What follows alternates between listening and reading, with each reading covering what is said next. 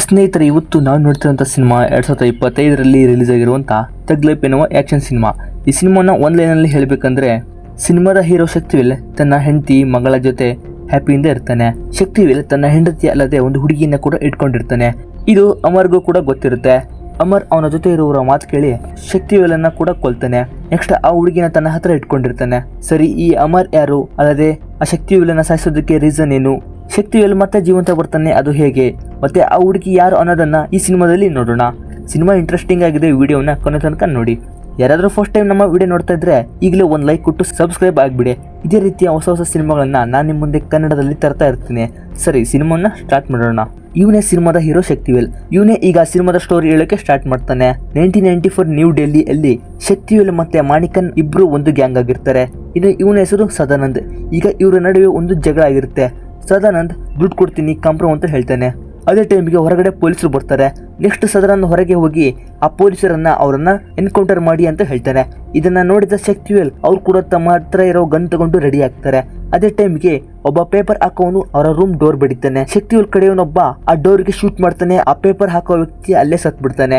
ಇನ್ನು ಈ ಹುಡುಗ ಆ ಪೇಪರ್ ಹಾಕೋವನ ಮಗ, ಇವನ ಹೆಸರು ಅಮರ್ ಮತ್ತು ಇವಳು ಅಮರ್ನ ತಂಗಿ ಚಂದ್ರ. ಇವರಿಬ್ರು ಈಗ ಚಿಕ್ಕ ವಯಸ್ಸಿನಲ್ಲೇ ತನ್ನ ತಂದೆಯನ್ನ ಕಳ್ಕೊಳ್ತಾರೆ. ನೆಕ್ಸ್ಟ್ ಇದನ್ನ ನೋಡಿದ ಶಕ್ತಿವೇಲ್ ಅಮರ್ನನ್ನ ಎತ್ಕೊಂಡು ಹೊರಗಡೆ ಹೋಗೋಕೆ ನೋಡ್ತಾನೆ. ಆದ್ರೆ ಹೊರಗಡೆ ಪೊಲೀಸ್ ಹತ್ರ ಸಿಕ್ಕಾಕೊಳ್ತಾನೆ. ಪೊಲೀಸ್ ಅವನ ಶೋಲ್ಡರ್ಗೆ ಶೂಟ್ ಮಾಡ್ತಾರೆ. ನೆಕ್ಸ್ಟ್ ನಲ್ಲಿ ಶಕ್ತಿವೇಲ್ ಅಮರ್ಗೆ, ಯಾರು ನೀನು, ನಿನಗಂತ ಯಾರಿದ್ದಾರೆ ಹೇಳು, ನಾನು ಅವ್ರ ಹತ್ರ ಕಳ್ಸ್ಬಿಡ್ತೀನಿ ಅಂತಾನೆ. ಅಮರ್, ನನಗೆ ಅಂತ ಇರೋದು ನನ್ನ ತಂಗಿ ಮಾತ್ರ, ಅವಳ ಹೆಸರು ಚಂದ್ರ, ಈಗ ಅವಳಿಗೆ 4 ವರ್ಷ ಅಂತಾನೆ. ಶಕ್ತಿವೇಲ್, ಸರಿ ಅವಳು ಎಲ್ಲಿದ್ದಾಳೆ ಹೇಳು, ನಾನು ಅಲ್ಲಿಗೆ ಕಳ್ಸಿಬಿಡ್ತೀನಿ ಅಂತಾನೆ. ಅಮರ್, ಅವಳು ನನ್ನ ತಂದೆ ಸತ್ತಾಗ ಅಲ್ಲೇ ಪೇಪರ್ ಹಾಕ್ತಾ ಇದ್ಲು ಅಂತಾನೆ. ಇದನ್ನ ಕೇಳಿ ಶಕ್ತಿವೇಲ್ ಕೂಡ ತುಂಬಾ ಬೇಜಾರಾಗ್ತಾನೆ. ನೆಕ್ಸ್ಟ್ ಡೇ ಅಮರ್ ಅದೇ ಮನೆಗೆ ಹೋಗಿ ತನ್ನ ತಂದೆ ಸತ್ತಿರುವ ಪ್ಲೇಸ್ ನೋಡ್ತಾನೆ. ಮತ್ತೆ ಅವನ ತಂಗಿ ಫೋಟೋ ತಗೊಂಡು ಎಲ್ಲರನ್ನ ಕೇಳ್ತಾ ಇರ್ತಾನೆ. ಶಕ್ತಿವೇಲ್ ಅಮರ್ಗೆ, ನಿನ್ನ ತಂದೆಯನ್ನ ಯಾರು ಶೂಟ್ ಮಾಡಿದ್ದು ಅಂತ ಕೇಳಿದ್ರೆ ಅಮರ್, ನಂಗೆ ಗೊತ್ತು, ಪೊಲೀಸರು ನನ್ನ ತಂದೆಯನ್ನ ಶೂಟ್ ಮಾಡಿದ್ದು ಅಂತಾನೆ. ಅಮರ್ ಶಕ್ತಿವೇಲ್ಗೆ, ನನ್ನ ತಂಗಿನ ಹುಡುಕೋಕೆ ನಂಗೆ ದುಡ್ಡು ಬೇಕು, ನಂಗೆ ಸಾಲ ಕೊಡು ಅಂತಾನೆ. ಶಕ್ತಿವೇಲ್ ಆ ಫೋಟೋ ಇಸ್ಕೊಂಡು, ನಿನ್ನ ತಂಗಿನ ಹುಡುಕಿ ನಿನ್ನ ಮುಂದೆ ತರ ಜವಾಬ್ದಾರಿ ನಂದು ಅಂತಾನೆ. ಇನ್ನು ನೆಕ್ಸ್ಟ್ 2016ರಲ್ಲಿ ಸಿನಿಮಾ ಸ್ಟಾರ್ಟ್ ಆಗುತ್ತೆ. ಇವನೇ ಮಾಣಿಕನ್, ಅವನ ಮಗಳು ಶಾಂತಿ. ಈಗಾಗಲೇ ರಾನು ಎಂಬ ಹುಡುಗ ಶಾಂತಿಯನ್ನ ಪ್ರೆಗ್ನೆಂಟ್ ಮಾಡಿರ್ತಾನೆ. ಕೇಳಕ್ಕೆ ಹೋದ್ರೆ ಅವಳನ್ನ ಕೇರ್ ಮಾಡೋದೇ ಇಲ್ಲ. ಇದು ನನ್ನ ಪ್ರಾಬ್ಲಮ್ ಅಲ್ಲ ಅಂತಾನೆ. ನೆಕ್ಸ್ಟ್ ಶಾಂತಿ ತನ್ನ ರೂಮ್ಗೆ ಹೋಗಿ ಅವರ ಅಪ್ಪನಿಗೆ ಈ ವಿಷಯವನ್ನ ವಾಯ್ಸ್ ಮೆಸೇಜ್ ಮಾಡಿ ಮೇಲಿಂದ ಬಿದ್ದು ಸಾಯ್ತಾಳೆ. ನೆಕ್ಸ್ಟ್ ಅವಳ ತಂದೆ ಮಾಣಿಕನ್ ತನ್ನ ಮಗಳ ಸಾವನ್ನ ನೋಡಿ ತುಂಬಾನೇ ಅಳ್ತಾನೆ. ನೆಕ್ಸ್ಟ್ ಈ ವಿಷಯ ಶಕ್ತಿವೇಲ್ಗೆ ಗೊತ್ತಾಗುತ್ತೆ. ಮೊದಲೇ ಶಕ್ತಿವೇಲ್ ಮತ್ತೆ ಮಾಣಿಕನ್ ಬ್ರದರ್ಸ್ ತರ. ಅಲ್ಲದೆ ಆ ಶಾಂತಿ ಸಾವಿಗೆ ಕಾರಣನಾದ ರಾನು ಎನ್ನೋ ಹುಡುಗ ಬೇರೆ ಯಾರೋ ಅಲ್ಲ, ಸದಾನಂದನ ಮಗ. ಈ ಹಿಂದೆ 1994ರಲ್ಲಿ ಕಾಂಪ್ರೋ ಅಂತ ಹೇಳಿ ಪೊಲೀಸ್ ಅಟ್ಯಾಕ್ ಮಾಡಿಸಿದ್ದ ಅದೇ ಸದಾನಂದನ ಮಗ.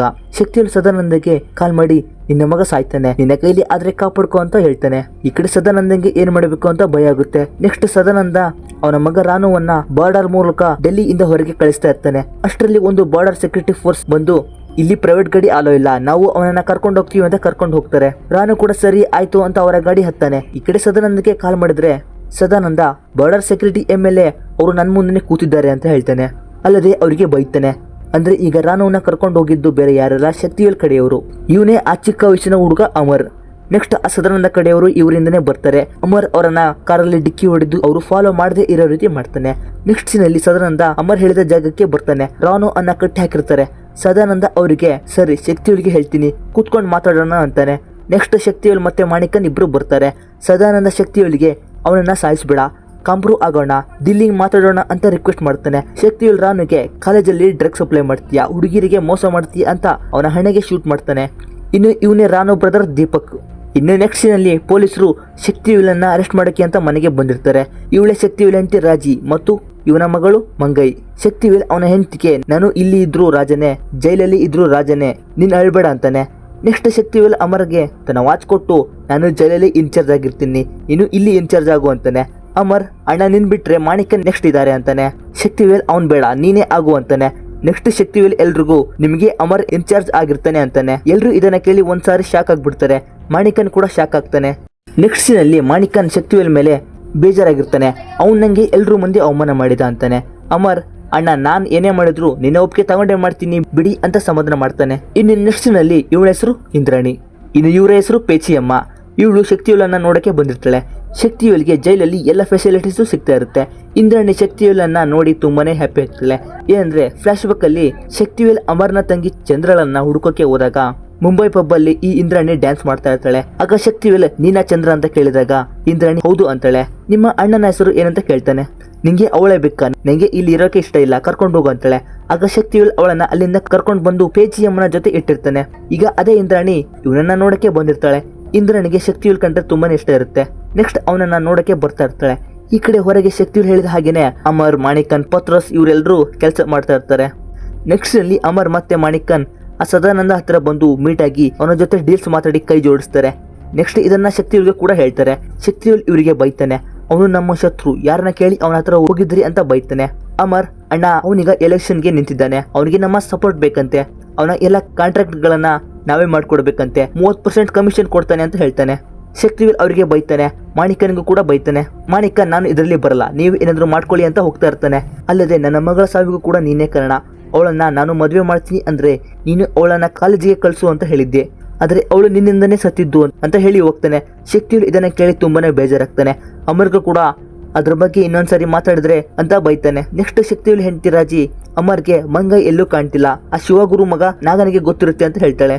ನೆಕ್ಸ್ಟ್ ಅಮರ್ ನಾಗನ ಹತ್ರ ಬರ್ತಾನೆ. ಇವನೇ ಶಿವಗುರು, ಶಕ್ತಿವೇಲನ ರೈಟ್ ಹ್ಯಾಂಡ್. ನಾಗ ಅಮರನ್ನ ಪಬ್ಗೆ ಕರ್ಕೊಂಡು ಬರ್ತಾನೆ. ಮಂಗೈ ಅಲ್ಲೇ ಅಳ್ತಾ ಕೂತಿರ್ತಾಳೆ.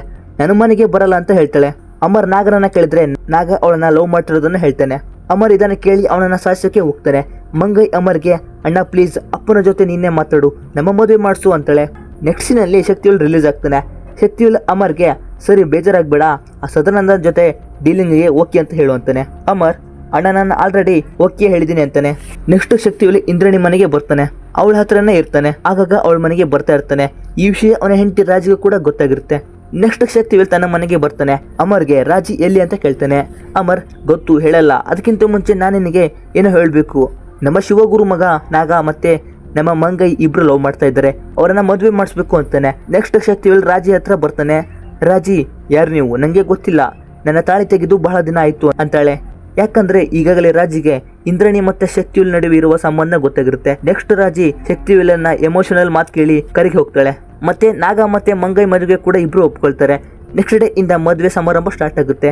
ಅಲ್ಲಿಗೆ ಸದಾನಂದ ಕೂಡ ಬಂದಿರ್ತಾನೆ. ಅಲ್ಲದೆ ಅವನ ಎರಡನೇ ಮಗ ದೀಪಕ್ ಕೂಡ ಬಂದಿರ್ತಾನೆ. ಹೀಗೆ ಎಲ್ಲರೂ ಡ್ಯಾನ್ಸ್ ಮಾಡಿ ಎಂಜಾಯ್ ಮಾಡ್ತಾ ಇರ್ತಾರೆ. ಅಲ್ಲಿಗೆ ಇಂದ್ರಾಣಿ ಕೂಡ ಬಂದಿರ್ತಾಳೆ. ಇಂದ್ರಾಣಿ ಅಮರ್ಗೆ ನಿಂಗೆ ಮಂಗ ಇಷ್ಟ ಅಂತ ಕೇಳ್ತಾಳೆ. ಅದಕ್ಕೆ ಅಮರ್ ಅವಳು ನಂಗೆ ತಂಗಿ ತರ, ನಂಗೆ ನೀನ್ ಇಷ್ಟ ಅಂತಾನೆ. ಇದನ್ನ ಕೇಳಿ ಇಂದ್ರಾಣಿ ನಂಗೆ ಶಕ್ತಿವೇಲ್ ಇಷ್ಟ ಅಂತಾಳೆ. ನೆಕ್ಸ್ಟ್ ಮದುವೆ ಕೂಡ ನಡೀತಾ ಇರುತ್ತೆ. ಈ ಕಡೆ ಅಮರ್ ಮತ್ತೆ ಮಾಣಿಕನ್ ಸದಾನಂದ ಮತ್ತೆ ಪೊಲಿಟಿಕ್ಸ್ ಹತ್ರ ಏನೋ ಮಾತಾಡ್ತಾ ಇರ್ತಾರೆ. ಇದನ್ನ ಶಕ್ತಿವೇಲ್ ಕೂಡ ನೋಡ್ತಾನೆ. ನೆಕ್ಸ್ಟ್ ಅವತ್ತು ರಾತ್ರಿ ಶಕ್ತಿವೇಲ್ ರಾಜಿಗೆ ನನ್ನ ಸುತ್ತಮುತ್ತ ಏನೋ ನಡೀತಾ ಇದೆ, ನಂಗೆ ಗೊತ್ತಿಲ್ದೇನೆ ಎಲ್ಲರೂ ಚೇಂಜ್ ಆಗ್ತಾ ಇದ್ದಾರೆ ಅಂತ ಹೇಳ್ತಾನೆ. ನೆಕ್ಸ್ಟ್ ನಲ್ಲಿ ಶಕ್ತಿವೇಲ್, ಶಿವಗುರು, ಪಾತ್ರೋಸ್ ಮತ್ತೆ ಕಲುವ, ಅಂಬುರಾಜ್ ಎಲ್ಲರೂ ಕಾರಲ್ಲಿ ಹೋಗ್ತಾ ಇರ್ತಾರೆ. ಆಗ 2 ಕಾರಲ್ಲಿ ಯಾರೋ ಅವರನ್ನ ಅಟ್ಯಾಕ್ ಮಾಡ್ತಾರೆ. ಅವ್ರ ಕಾರ್ ಮೇಲೆ ಫುಲ್ ಗನ್ ಫೈರ್ ಮಾಡ್ತಾರೆ. ಕಲುವ ಡ್ರೈವ್ ಮಾಡ್ತಾ ಇರ್ತಾನೆ, ಅವನಿಗೆ ಬುಲೆಟ್ ಬೀಳುತ್ತೆ. ನೆಕ್ಸ್ಟ್ ಶಕ್ತಿವೇಲ್ ಕಾರ್ ಡ್ರೈವ್ ಮಾಡ್ತಾನೆ. ಸಿಟಿ ಸೆಂಟರ್ ಅಲ್ಲಿ ಅವ್ರ ಕಾರ್ ಮೇಲೆ ಶೂಟ್ ಔಟ್ ನಡೀತಾ ಇರುತ್ತೆ. ಶಕ್ತಿವೇಲ್ಗೆ ಬುಲೆಟ್ ಬಿದ್ದಿರುತ್ತೆ. ನೆಕ್ಸ್ಟ್ ಹಾಸ್ಪಿಟಲ್ಗೆ ಅಡ್ಮಿಟ್ ಮಾಡ್ತಾರೆ. ಇನ್ನು ಇವನ ಹೆಸರು ಜೈರಾಮ್, ಇವನೊಬ್ಬ ಪೊಲೀಸ್ ಆಫೀಸರ್. ಈ ಹಿಂದೆ 1994 ಅಲ್ಲಿ ಶಕ್ತಿವೇಲನ್ನ ಇವರ ತಂದೆ ಕೈಲಿ ಹಿಡಿಯೋಕೆ ಆಗಿರೋದಿಲ್ಲ. ಈಗ ಅವರ ಮಗ ನಾನು ನಿಮ್ಮ ಎಲ್ಲ ವ್ಯವಹಾರವನ್ನ ಬಂದ್ ಮಾಡ್ತೇನೆ ಅಂತ ಹೇಳಿ ಹೋಗ್ತಾನೆ. ನೆಕ್ಸ್ಟ್ ಅಮರ್ ಬರ್ತಾನೆ. ಶಕ್ತಿವೇಲ್ ಅಮರ್ ನಮ್ಮ ಜೊತೆ ನೀನ್ ಯಾಕಿದ್ದಿಲ್ಲ ಅಂತ ಕೇಳ್ತಾನೆ. ಅಮರ್ ನಾನು ಆಸ್ಪತ್ರೆಗೆ ಹೋಗಿದ್ದೆ ಅಂತಾನೆ. ರಾಜಿ ಕೂಡ ಹೌದು, ನಿನ್ನ ಮಗಳು ಪ್ರೆಗ್ನೆನ್ಸಿ ಅಂತ ಮಿಸ್ ಗ್ಯಾರೇಜ್ ಆಗಿತ್ತು, ನಾನು ಅಮರ್ ಹಾಸ್ಪಿಟಲ್ಗೆ ಹೋಗಿದ್ವಿ ಅಂತಾಳೆ. ಅಲ್ಲದೆ ಈ ಅಟ್ಯಾಕ್ ಅನ್ನ ಮಾಡಿಸಿದ್ದು ಬೇರೆ ಯಾರಲ್ಲ, ಸದಾನಂದನ ಮಗ ದೀಪಕ್. ಸದಾನಂದ ಅವನಿಗೆ ಹೊಡೆದು ನೀನು ಈಗಲೇ ಡೆಲ್ಲಿ ಬಿಟ್ಟು ಹೋಗು ಅಂತಾನೆ. ನೆಕ್ಸ್ಟ್ ನಲ್ಲಿ ಶಕ್ತಿವೇಲ್ ಅಮರ್ಗೆ ಡೆಲ್ಲಿ ಸೆಂಟರ್ ರೋಡ್ ಅಲ್ಲಿ ನನ್ನ ಮೇಲೆ ಅಟ್ಯಾಕ್ ಮಾಡಿದ್ರು ಅಂತ ಅಮರ್ ಮೇಲೆ ಡೌಟ್ ಪಡ್ತಾ ಇರ್ತಾನೆ. ಅಮರ್ ನಾನು ನಿಮ್ಮ ಮಗನ ತರ ತಾನೆ, ನಾನು ಮಾಡ್ತೀನಿ ಅಂತ ಹೇಳ್ತಾನೆ. ಶಕ್ತಿವೇಲ್ ಇದು ಡೆಲ್ಲಿ, ಮಗ ಅಪ್ಪನ ಕೊಲ್ಲೋದು, ಅಪ್ಪ ಮಗನ ಕೊಲ್ಲೋದು ರಾಜರಿಂದ ಬಂದಿದೆ ಅಂತಾನೆ. ಇದನ್ನು ಕೇಳಿ ಅಮರ್ ಅಲ್ಲೇ ಕಾರಿಂದ ಇಳಿದು ಹೋಗ್ತಾನೆ. ನೆಕ್ಸ್ಟ್ ಮಾಣಿಕನ್ ಅಮರ್ ಹತ್ರ ಬರ್ತಾನೆ. ಮಾಣಿಕನ್ ಅಮರ್ಗೆ ಶಕ್ತಿವೇಲ್ ನಿನ್ನ ಮೇಲೆ ಡೌಟ್ ಪಡ್ತಾನೆ.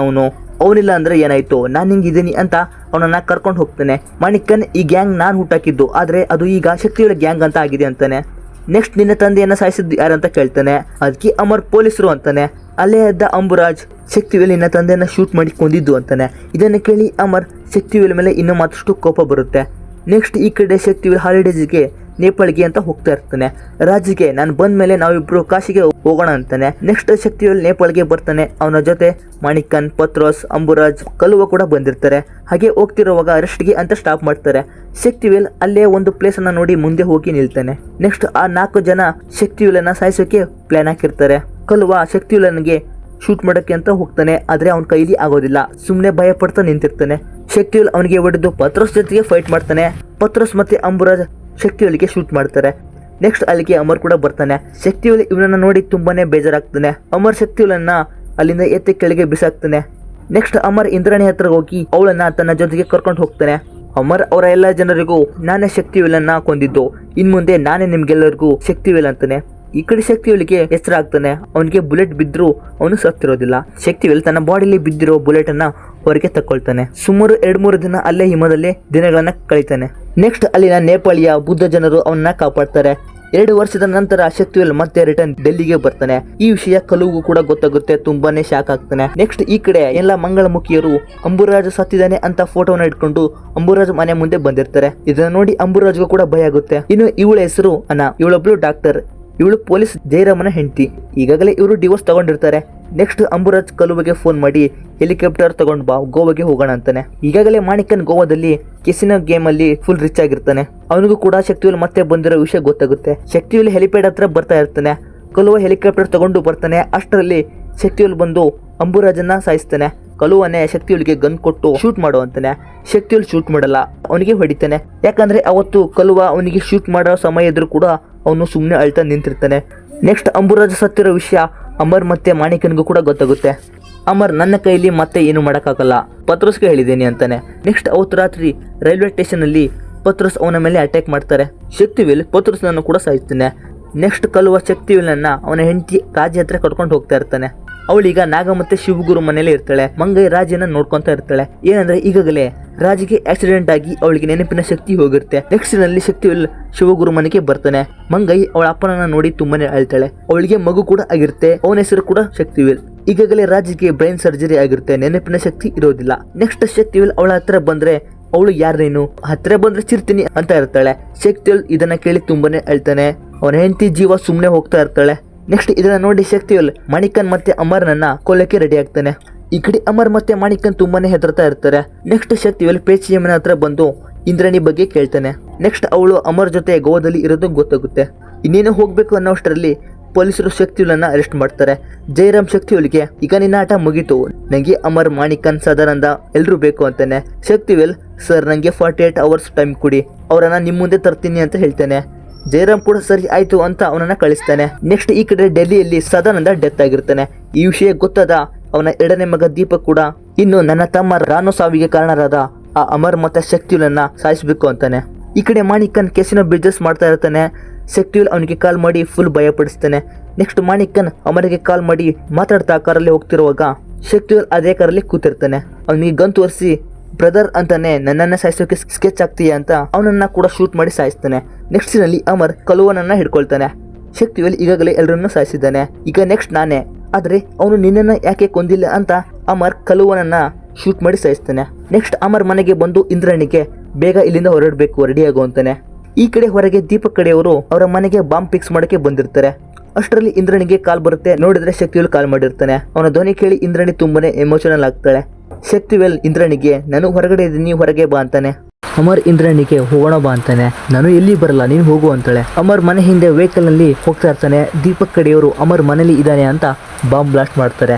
ಫುಲ್ ಇಡೀ ಮನೆನೇ ಬ್ಲಾಸ್ಟ್ ಆಗಿಬಿಡುತ್ತೆ. ಇದನ್ನ ನೋಡಿದ ಅಮರ್ ಮತ್ತೆ ರಿಟರ್ನ್ ಬರ್ತಾನೆ. ಶಕ್ತಿವೇಲ್ ಕೂಡ ಬರ್ತಾನೆ. ಅಷ್ಟರಲ್ಲಿ ದೀಪಕ್ ಕಡೆಯವರು ಅಮರನ್ನ ಕಿಡ್ನಾಪ್ ಮಾಡ್ಕೊಂಡು ಹೋಗ್ತಾರೆ. ಶಕ್ತಿವೇಲ್ ಮೇಲೆ ಕಂಬ ಬಿದ್ದು ಅಲ್ಲೇ ಬಿದ್ದಿರ್ತಾನೆ. ಇಂದ್ರಾಣಿ ಆಲ್ರೆಡಿ ಸತ್ತಿರ್ತಾಳೆ. ನೆಕ್ಸ್ಟ್ ಅಲ್ಲಿಗೆ ಜಯರಾಮ ಕೂಡ ಬರ್ತಾನೆ. ಶಕ್ತಿವೇಲ್ಗೆ 48 ಅವರ್ಸ್ ಮುಗೀತು ಅಂತ ಹೇಳಿ ಅವನನ್ನ ತನ್ನ ಮನೆಗೆ ಕರ್ಕೊಂಡು ಹೋಗ್ತಾನೆ. ನೆಕ್ಸ್ಟ್ ಅವನ ಹೆಂಡತಿ ಅನ ಅವನಿಗೆ ಟ್ರೀಟ್ಮೆಂಟ್ ಮಾಡ್ತಾ ಇರ್ತಾಳೆ. ಶಕ್ತಿವೇಲ್ ಸ್ಯಾಮ್ಯುಯಲ್ ರಾಯಪ್ಪನ ಫೋಟೋ ನೋಡಿ ಇವ್ರು ನಂಗೆ ಗೊತ್ತು ಅಂತಾನೆ. ಇವರೇ ನಂಗೆ ಫಾದರ್. ಚಿಕ್ಕ ವಯಸ್ಸಲ್ಲಿ ಪೊಲೀಸ್ ಶೂಟ್ಔಟ್ ಅಲ್ಲಿ ನನ್ನ ಅಣ್ಣ ಮತ್ತೆ ತಂದೆಯನ್ನ ಕಳ್ಕೊಂಡಾಗ ಇವರೇ ನನ್ನ ಸಾಕಿದ್ದು, ನನ್ನ ಬೆಳೆಸಿದ್ದು. ಆದ್ರೆ ಈಗ ಇವರು ಇಲ್ಲ, ಅದಕ್ಕೆ ಅವರ ಮಗನನ್ನ ನಾನು ಮದುವೆ ಆಗಿದ್ದೀನಿ ಅಂತಾಳೆ. ನೆಕ್ಸ್ಟ್ ಶಕ್ತಿವೇಲ್ಗೆ ಸ್ಲೀಪಿಂಗ್ ಇಂಜೆಕ್ಷನ್ ಅನ್ನು ಕೊಡ್ತಾಳೆ. ಇದನ್ನ ಕೇಳಿ ಶಕ್ತಿವೇಲ್ ನಿನ್ನ ಹೆಸರು ಚಂದ್ರ ತಾನೆ, ನಿನ್ನ ಅಣ್ಣ ಅಮರ್ ಅಂತಾನೆ. ಇದನ್ನ ಕೇಳಿ ಚಂದ್ರ ಅಳಕ್ಕೆ ಸ್ಟಾರ್ಟ್ ಮಾಡ್ತಾಳೆ. ನನ್ನ ಅಣ್ಣ ಅಮರ್ ಎಲ್ಲಿದ್ದಾನೆ ಅಂತ ಕೇಳಿ ಅಳ್ತಾ ಇರ್ತಾಳೆ. ಈ ಕಡೆ ದೀಪಕ್ ಅಮರನ್ನ ಅವನ ತಮ್ಮನನ್ನ ಸಾಯಿಸಿರೋ ಪ್ಲೇಸ್ಗೆ ಕರ್ಕೊಂಡು ಬಂದಿರ್ತಾನೆ. ಅವನನ್ನ ಹೊಡಿತಾ ಇರ್ತಾನೆ. ಈ ಕಡೆ ದೀಪಕ್ ಕಡೆಯವರು ಶಕ್ತಿವೇಲನ್ನ ಸಾಯಿಸೋಕೆ ಬಂದಿರ್ತಾರೆ. ಶಕ್ತಿವೇಲ್ಗೆ ಈಗ ನಿದ್ದೆ ಬರ್ತಾ ಇರುತ್ತೆ. ಆದ್ರೂ ಶಕ್ತಿವೇಲ್ ಚಂದ್ರಳನ್ನ ರೂಮಲ್ಲಿ ಲಾಕ್ ಮಾಡಿ ಎಲ್ರಿಗೂ ಹೊಡಿತಾನೆ. ನೆಕ್ಸ್ಟ್ ಮಾಣಿಕನ್ ಫೋನ್ ತಗೊಂಡು ಅಮರ್ಗೆ ನಿಮ್ಮ ತಂದೆ ಸತ್ತೋದ ಪ್ಲೇಸಲ್ಲಿ ಇರ್ತೀನಿ ಬಾ ಅಂತ ವಾಯ್ಸ್ ಮೆಸೇಜ್ ಹಾಕ್ತಾನೆ. ನೆಕ್ಸ್ಟ್ ಈ ಕಡೆ ಅಮರ್ ಕಟ್ಟನ್ನ ಬಿಡಿಸ್ಕೊಂಡು ದೀಪಕ್ ಜೊತೆಗೆ ಫೈಟ್ ಮಾಡ್ತಾನೆ. ನೆಕ್ಸ್ಟ್ ಅವನ ಫೋನ್ ಅನ್ನು ನೋಡಿದ್ರೆ ವಾಯ್ಸ್ ಮೆಸೇಜ್ ಬಂದಿರುತ್ತೆ. ಅದನ್ನು ಕೇಳ್ತಾನೆ. ನೆಕ್ಸ್ಟ್ ಅಮರ್ ಶಕ್ತಿವೇಲನ್ನು ಹುಡ್ಕೊಂಡು ಆ ಹಳೆ ಬಿಲ್ಡಿಂಗಿಗೆ ಬರ್ತಾನೆ. ಈಗ ಅಮರ್ ಶಕ್ತಿವೇಲನ್ನ ಸಾಯಿಸ್ಬೇಕು ಅಂತಾನೆ ಬಂದಿರ್ತಾನೆ. ಈ ಕಡೆ ನೋಡಿದ್ರೆ ಶಕ್ತಿವೇಲ್ ಫುಲ್ ಟೈರ್ಡ್ ಆಗಿ ನಿದ್ದೆ ಮಾಡ್ತಾ ಇರ್ತಾನೆ. ನೆಕ್ಸ್ಟ್ ಅಮರ್, ನೀನು ಬರೋದಿಲ್ಲ ಅಂತ ಅನ್ಕೊಂಡಿದ್ದೆ, ಈಗ ಮತ್ತೆ ಬಂದಿದ್ದೀಯ, ನನ್ನ ಕೈಲೇ ಸಾಯ್ತೀಯ, ನನ್ನ ತಂದೆಯನ್ನ ನೀನೇ ಶೂಟ್ ಮಾಡಿದ್ದು ಅಂತ ಅವನನ್ನ ಶೂಟ್ ಮಾಡೋಕ್ಕೆ ಹೋಗ್ತಾನೆ. ಅಷ್ಟರಲ್ಲೇ ಶಕ್ತಿವೇಲ್ ಮತ್ತೆ ಅಮರ್ ನಡುವೆ ಒಂದೇ ಸಮನೆ ಫೈಟ್ ಸ್ಟಾರ್ಟ್ ಆಗುತ್ತೆ. ಅಮರ್ ಶಕ್ತಿವೇಲ್ಗೆ ತುಂಬಾನೇ ಸಖತ್ತಾಗಿ ಹೊಡಿತಾನೆ. ಹಾಗೆ ಶಕ್ತಿವೇಲ್ ಕೂಡ ಅಮರ್ಗೆ ರಕ್ತ ಬರೋ ಥರ ಹೊಡಿತಾನೆ. ಅಷ್ಟರಲ್ಲಿ ಅಮರ್ಗೆ ಗನ್ ಸಿಗುತ್ತೆ, ಶೂಟ್ ಮಾಡೋಕ್ಕೆ ಹೋಗ್ತಾನೆ. ಶಕ್ತಿವೇಲ್, ಸರಿ ಶೂಟ್ ಮಾಡೋ, ಸಾವನ್ನ ನಾನು ಫಸ್ಟ್ ಟೈಮ್ ನೋಡಿಲ್ಲ, ನಿನ್ನ ತಂದೆಯನ್ನ ಕೊಂದಿದ್ದು ನಾನಲ್ಲ ಅಂತಾನೆ. ಅಮರ್ ಮಾಣಿಕನ್ ಹೇಳಿದ ಅಂತಾನೆ. ಅಷ್ಟರಲ್ಲಿ ಶಕ್ತಿವೇಲ್ ಅವನ ಗನಿಸ್ಕೊಂಡು, ನಾನು ನಿಂಗೆ ನೀನು ಚಿಕ್ಕವನಿದ್ದಾಗ ಒಂದು ಮಾತು ಕೊಟ್ಟಿದ್ದೆ, ನಿನ್ನ ಚಂದ್ರಳನ್ನ ನಿನ್ನ ಮುಂದೆ ನಿಲ್ಲಿಸ್ತೀನಿ ಅಂತ. ಅಷ್ಟರಲ್ಲಿ ಅವನ ತಂಗಿ ಚಂದ್ರ ಬರ್ತಾಳೆ. ಇದನ್ನ ನೋಡಿದ ಅಮರ್ ತುಂಬಾನೇ ಹ್ಯಾಪಿ ಆಗ್ತಾನೆ, ಹಾಗೆ ಫೀಲ್ ಕೂಡ ಆಗ್ತಾನೆ. ಅಷ್ಟರಲ್ಲಿ ದೀಪಕ್ ಮತ್ತೆ ಅಲ್ಲಿಗೆ ಬಂದು ಅಮರ್ನ ಹೊಟ್ಟೆಗೆ ಶೂಟ್ ಮಾಡ್ತಾನೆ. ಶಕ್ತಿವೇಲ್ ದೀಪಕ್ನ ಸಾಯಿಸ್ತಾನೆ. ನೆಕ್ಸ್ಟ್ ಚಂದ್ರ ತನ್ನ ಅಣ್ಣನ ನೋಡಿ ತುಂಬಾನೇ ಅಳ್ತಾಳೆ. ಅಮರ್ ಕೂಡ ಕೊನೆ ಸಾಯುವಂತ ಸಮಯದಲ್ಲಿ ಕೂಡ ನಗ್ತಾ ಸಾಯ್ತಾನೆ. ಇದನ್ನ ನೋಡಿದ ಶಕ್ತಿವೇಲ್ ಮತ್ತೆ ಚಂದ್ರ ತುಂಬಾನೇ ಅಳ್ತಾರೆ. ಶಕ್ತಿವೇಲ್ ಈ ಹಿಂದೆ ಅಮರ್ ತನ್ನ ಜೊತೆ ಇದ್ದ ಎಲ್ಲ ದಿನಗಳನ್ನ ನೆನಪು ಮಾಡ್ಕೊಳ್ತಾನೆ. ಕೊನೆಗೂ ಅಮರ್ ಮತ್ತೆ ಎಲ್ಲರೂ ಸಾಯ್ತಾರೆ. ಈಗ ಸಿನಿಮಾ ಮತ್ತೆ ಸ್ಟಾರ್ಟಿಂಗ್ ಇಂದ ಕಂಟಿನ್ಯೂ ಆಗುತ್ತೆ. ಶಕ್ತಿವೇಲ್ ಎಲ್ಲ ಕಥೆಯನ್ನ ಹೇಳ್ತಾನೆ. ಈಗ ಶಕ್ತಿವೇಲ್ ತನ್ನ ಹೆಂಡತಿ ರಾಜಿ ಹತ್ತಿರ ಅವಳ ಗದ್ದೆಯಲ್ಲಿ ಕೆಲಸ ಮಾಡ್ತಾ ಇರ್ತಾನೆ. ಈಗಲೂ ಕೂಡ ಅವಳಿಗೆ ಏನೋ ನೆನಪಿರೋದಿಲ್ಲ. ಕೊನೆಗೂ ಶಕ್ತಿವೇಲ್ ಅವಳ ಜೊತೆನೇ ಇರ್ತಾನೆ. ಇಲ್ಲಿಗೆ ಸಿನಿಮಾ ಎಂಡ್ ಆಗುತ್ತೆ. ಸ್ನೇಹಿತರೆ, ಸಿನಿಮಾ ಹೇಗಿತ್ತು ಅನ್ನೋದನ್ನ ಕಾಮೆಂಟ್ ಮೂಲಕ ತಿಳಿಸಿ.